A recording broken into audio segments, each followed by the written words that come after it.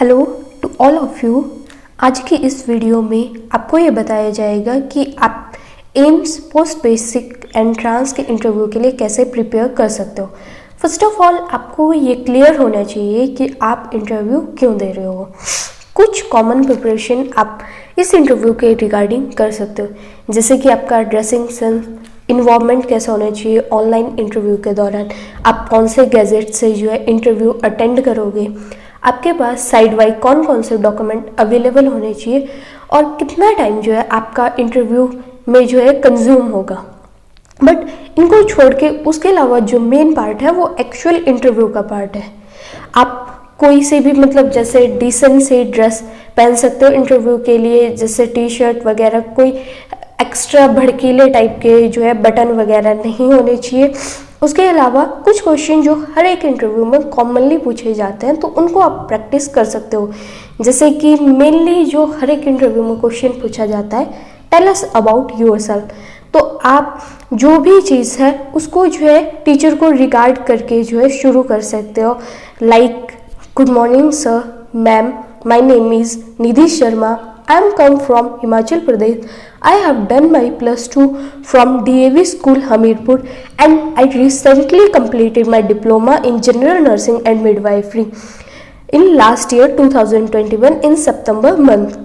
And I learned and practice here various skills required for the nursing intervention and care of the such patients. उसके अलावा जो second question आपसे पूछा जा सकता है, आर यू फ्रेशर और हैविंग एक्सपीरियंस। अगर आप फ्रेशर है तो आप बता सकते हो कि आपने रिसेंट कब GNM पास की। अगर आपने कहीं से एक्सपीरियंस लिया है आइदर 6 मंथ, 1 ईयर, 2 ईयर, तो आप वो भी इंक्लूड कर सकते हो अपने इंट्रोडक्शन पार्ट में, और किस फील्ड में आपने एक्सपीरियंस गेन किया है आप उसको भी इलेबोरेट करके बता सकते हो।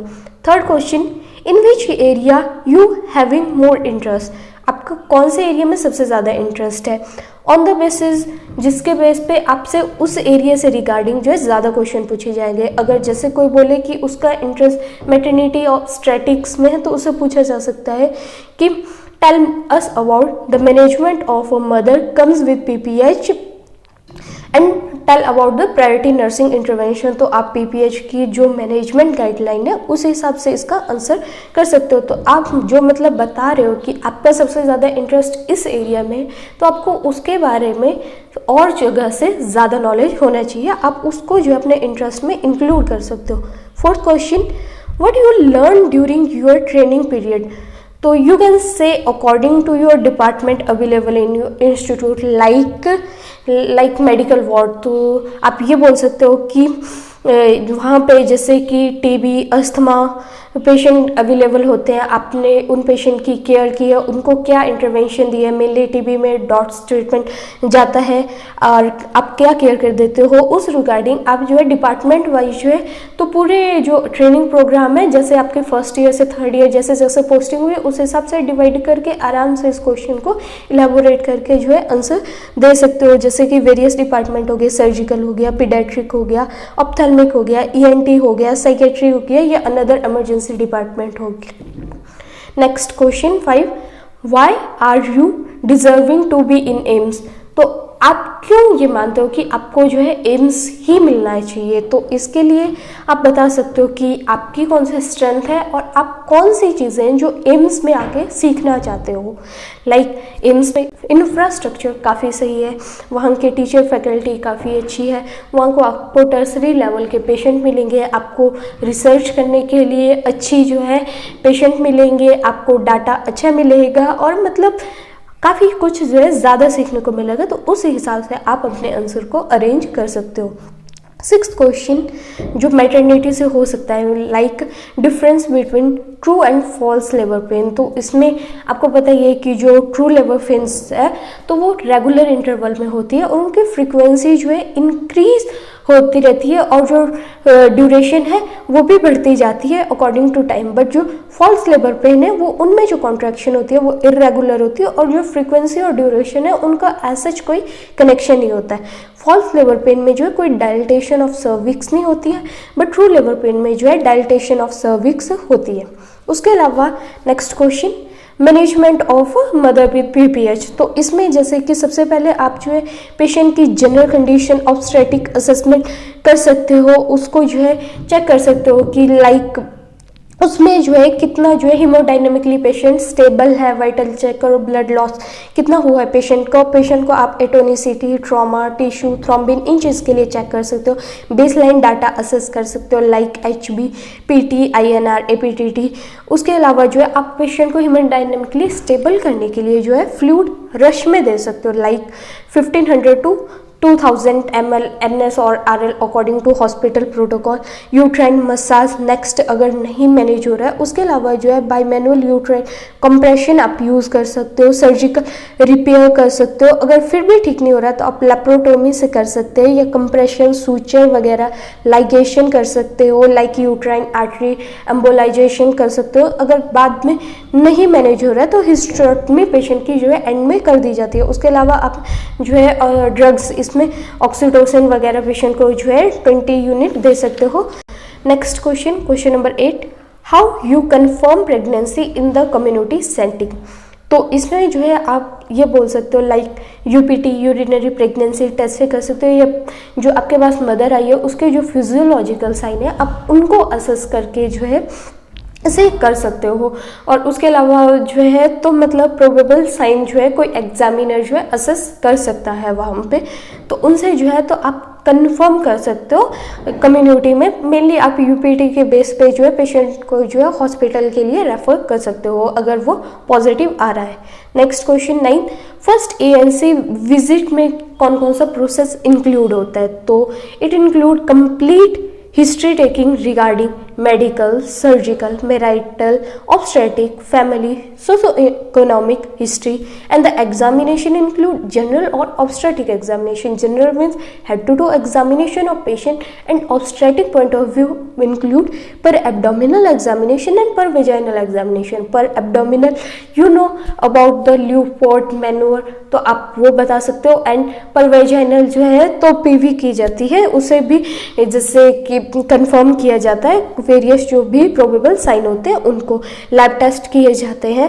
उसके अलावा पेशेंट को ANC में जो है TT का इंजेक्शन अगर नहीं लगा वो दिया जाता है, आयरन फॉलिक एसिड की टैबलेट दी जाती है, कैल्शियम की टैबलेट देती है। आइडियली जो आयरन और फॉलिक एसिड की टैबलेट है वो जो है मतलब कंसेप्शन से 1 मंथ प्रायर स्टार्ट करते हैं, बट जो इंडिया है वहाँ पे जो है लोग मतलब प्री कंसेप्शन काउंसलिंग नहीं लेते हैं, तो वो जनरली कंसेप्शन के बाद आते हैं, तो इसलिए हम बाद में स्टार्ट करते हैं। बट वैसे 1 मंथ प्रायर टू कंसेप्शन शुरू होती है। ANC उस मदर की जो है बुकिंग होगी उस दौरान, और जो है आइडेंटिफाई करेंगे हम पेशेंट को कि वो हाई रिस्क प्रेगनेंसी में तो नहीं आता है, वरना उनके ANC कार्ड पे वो चीज़ मेंशन की जाती है। और उनको ये बताया जाएगा कि आपने मिनिमम जो है 4 ANC विजिट तो लेने ही है, वो आपने पता करना है कि कौन कौन से वीक लेने हैं। उसके अलावा मैक्सिमम 10 to 11 तक हो जाते हैं। उसके अलावा जो है आप कौन सी हेल्थ एजुकेशन पेशेंट को दे सकते हो उसको भी इंक्लूड कर सकते हो आंसर में। Next question, what is bed सोर और डेक्यूबिटस अल्सर, और आप उसकी प्रिवेंशन कैसे कर सकते हो। लाइक प्रिवेंशन ऑफ बेड सोर, तो उसमें हम पेशेंट की रिपोजिशन करेंगे every 2 hourly, sitting upright side in the wheelchair and change position every 15 minutes, provide soft padding under the bone prominence, provide good skin care, keep the skin clean and dry। उसके अलावा treatment of bed सोर, तो उसमें भी same ही चीज़ आती है, change position every 2 hourly, using supportive surface like cushion ties, cleaning of the skin, removal of damage tissue like debridement, dressing like Mepilex dressing जो है तो वो बेड सोर में यूज़ की जाती है। ओरल एंटीबायोटिक यूज़ कर सकते हैं, हेल्दी डाइट पेशेंट को प्रोवाइड करनी है और एजुकेट करना है जो भी केयर गिवर है। Next question, why we need to avoid kajal in newborn baby, because it increase the risk of lead poisoning in the baby, so we need to avoid it। next question, like principle of breastfeeding, तो वो काफ़ी आसान है।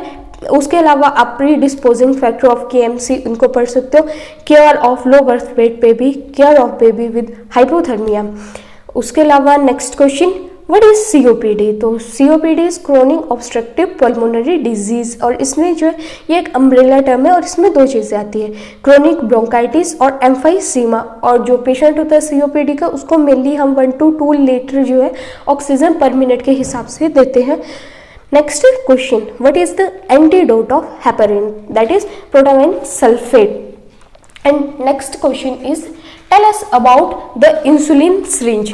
तो insulin syringe, the part include needle, bearer, plunger, and the needle is short and fine and is easily passed from the skin that reduce the pain, and it contain about 1 ml that include 100 international unit, and it used to give insulin injection to the patient. और types of insulin can be asked. इसमें rapid acting हो सकती है, intermediate acting हो सकती है, slow acting हो सकती है। तो जो रैपिड एक्टिंग इंसुलिन होती है उसमें लिस्प्रो एस्पार्ट आ सकता है, इंटरमीडिएट एक्टिंग में एनपीएच आ सकता है, ह्यूमोलिन एन, स्लो एक्टिंग जो होती है उसमें लेंटस एक्सेट्रा आ सकता है। Next 9th question, difference between adult and paediatric set. तो जो एडल्ट सेट है वो एडल्ट पर्सन में यूज़ किया जाता है और उसमें 1 ml में जो है 20 ड्रॉप फैक्टर होता है, और जो चाइल्ड का पीडियाट्रिक सेट होता है उसके 1 ml में जो है 60 ड्रॉप फैक्टर होता है, और जो पीडियाट्रिक सेट है उसका जो अनदर नेम है that can be burette set. तो ये भी पूछा जा सकता है। Next question, how you assess a child with diarrhoea? Then you can assess by ask the question, how long has the child had diarrhea? Asked if is there blood in the stool? Look the child about the general condition. Check does the sunken eye in the patient. Check the tongue of the patient for dehydration status. Provide fluid to the baby like ORS fluid according to his body weight. आप दे सकते हो। Next question is, if a patient have internal bleeding, so what is the first management as a nursing expert? तो इसमें जो answer हो सकता है like lying the patient down, raising the leg above the level of heart, and not giving anything eat or drink to the patient by oral route, and call the physician. Next question can be, what is VAP bundle? तो VAP bundle का मतलब होता है ventilator associated pneumonia. तो ventilator associated जो pneumonia है इसको जो है हम प्रिवेंट करने के लिए 5 चीज़ें यूज़ करते हैं। Oral hygiene with chlorhexidine every 6 hourly, DVT prophylaxis में DVT pump can be use, GI prophylaxis में proton pump inhibitor can be use, और head elevated at 30 to 45 degree angle, and daily sedation vacation. Daily sedation vacation से आप ये समझो कि patient को जो है अर्ली मॉर्निंग कोई सिडेशन नहीं दी जाती है, ताकि जो है चेक कर सके कि अगर कोई पेशेंट की जो कंडीशन है वो स्टेबल हो रही है तो हम जो है उसको वेंटी से टैपर ऑफ करके ही जो है टी ट्यूब या किसी और पे जो है शिफ्ट करें। उसके अलावा जो अनदर बंडल यूज होते हैं हॉस्पिटल में लाइक काउटी बंडल, उसका मतलब है catheter associated urinary tract infection, आप इसके बारे में पढ़ सकते हो। CLABSI bundle, central line associated blood stream infection. Next question can be 24, spill management of the blood. तो answer can be isolate the spill, wear personal protective equipment, आप ये पढ़ सकते हो word include in the personal protective equipment, heavy duty gloves for cleaning and disinfecting. If a chance of splash, then you can wear the face mask and the goggle. PP change is soiled. Cover area with the absorbent. Pour freshly prepared 1% sodium hypochlorite over 10 to 15 minutes. Wipe and discard material in the yellow bin. Treat area clean with the flow disinfectant and allow it to dry. Next question can be management of dyspnea patient in emergency. So it can be ABC management, airway, breathing and circulation management of dyspnea, like high Fowler position can be given to oxygen support level of consciousness can be checked, SpO2 can be checked. Next question, why lead apron is wear during the cath lab procedure? तो lead apron हम इसलिए करते हैं ताकि जो harmful rays है उसे हमें जो है हार्म ना हो सके। उसके अलावा question can B covid precaution तो ये सभी को पता होता है। हैंड वॉशिंग टेक्निक कोई पढ़ाने की चीज़ नहीं है। Vital sign can be asked. Next question, drawback of indoor play. तो इंडोर प्ले का क्या ड्रॉबैक हो सकता है? मेनली जो बच्चा होगा वो जो है फिजिकली ज़्यादा इनएक्टिव होगा एज कम्पेयर टू जो पेशेंट या बच्चा जो है आउटडोर प्ले कर रहा है, तो वो जो है ज़्यादा सोशलेबल होगा जो आउटडोर प्ले कर रहा है। और जो इंडोर बच्चा होगा वो खुद में सेल्फ सेंटर्ड ज़्यादा होगा और लिमिटेड रेंज होगी उसकी। उसके अलावा जो है तो ये भी पूछा जा सकता है कि care of baby with weight of जो है लेस देन 1800 ग्राम। तो जो बेबी जिसका वजन 1800 ग्राम से कम है तो उसको केएमसी प्रोवाइड की जा सकती है, एक्सक्लूसिव ब्रेस्ट फीडिंग प्रोवाइड की जा सकती है। उसके अलावा बेबी की जो केयर है वो सेकेंडरी लेवल हॉस्पिटल में की जाएगी। उसके अलावा है व्हाट इज जीरो डोज। तो जीरो डोज का मतलब है कि जो बच्चे को वैक्सीन जो है एट बर्थ दी जाती है। तो इसमें क्या क्या आता है? बीसीजी आता है, मतलब बैसिलस कैलमेट-ग्यूरिन, मतलब ये ट्यूबरकुलोसिस से बचाती है और इसकी जो यूनिट होती है एट बर्थ 0.05 ml आई दी जाती है। Oral polio vaccine can be provided, 2 drop देते हैं और ओरली देते हैं। हेपेटाइटिस बी IM जाएगा और 0.5 ml रहेगा। What is lightning. तो लाइटनिंग क्या होता है कि जो बेबी का हेड है वो बर्थ कैनाल में जो है फिक्स हो जाता है। तो उसके अलावा जो है उस टाइम पे जो बेबी की जो यूट्रस की जो लेंथ है वो जो है कम हो जाती है और वो जो है 34 वीक के अराउंड जो है पहुंच जाती है। मतलब ये होता है एट अराउंड आफ्टर 37 और मेनली जो है 40 वीक्स पे जो है तो लाइटनिंग जो है हो जाती है। कई पेशेंट में जो है जल्दी भी जो है लाइटनिंग हो सकती है। उसके अलावा जो है next question, minor element in the pregnancy. तो minor element can be nausea, vomiting, increase frequency of urination, shortness of breath, backache, leg cramps, indigestion, breast tenderness etcetera. Next question can be what is cardiac arrest. Cardiac arrest का मतलब क्या हो रहा है? Patient जो है unable to breathe. तो इसमें जो है तो हम जो है ALS BLS टर्म यूज़ करते हैं। तो ALS का मतलब होता है advance life support and BLS का मतलब हुआ बेसिक लाइफ सपोर्ट। इसके रिगार्डिंग एक वीडियो पहले से ही चैनल में अपलोड है तो वो एंड स्क्रीन में ऐड कर दी जाएगी, आप इसको वहाँ से भी पढ़ सकते हो। उसके अलावा जो है CVS स्ट्रोक क्या होता है तो वो भी इंक्लूडेड है वीडियो में, आप चाहो तो चेक कर सकते हो। उसके अलावा जो है न्यूरो से गैस ग्लोकोमा स्केल जो है ये भी पूछा जा सकता है। उसके अलावा जो है गैस ग्लोकोमा स्केल में आप डीकॉर्टिकेट और डीसेरेब्रेट पोस्चर के बारे में पढ़ सकते हो। नेक्स्ट आप फैमिली प्लानिंग में थोड़ा बहुत पढ़ सकते हो, लाइक कौन कौन से मेथड यूज़ होते हैं, व्हाट इज़ डंपा क्या होता है और कितने मंथ पे दिया जाता है, नॉन हार्मोनल नॉन स्टेरॉइडल जो है तो कौन सा जो है ये जो छाया है वो दी जाती है। इसके अलावा जो पर्सन अभी तक वीडियो देख रहे हैं तो उनके लिए कुछ एक्स्ट्रा टिप, आप जिस भी क्वेश्चन का मतलब आंसर दे रहे हो तो उसको रिगार्डिंग आपको जितनी चीज़ें पता है आप उनको जो है इलेबोरेट वे में जो है बोल सकते हो, ताकि जो है आप मतलब रुकना नहीं है, आपको बोलते रहना है जब तक कि आपको जो है नेक्स्ट क्वेश्चन जो है पुट ऑन नहीं किया जाता है। और आपने कॉन्फिडेंट रहना है, काम रहना है जब भी आप आंसर कर रहे हो। अगर कोई क्वेश्चन आपको सुनाई नहीं देता है तो आप रिपीट करने के लिए आराम से किसी को रिक्वेस्ट कर सकते हो। और आपने कोई भी एब्रीविएशन यूज़ नहीं करनी है, लाइक BCG हो गया, OPV हो गया, ऐसे नहीं बोलना है। आप उनके फुल फॉर्म बोल सकते हो, उससे अच्छा इंप्रेशन पड़ता है।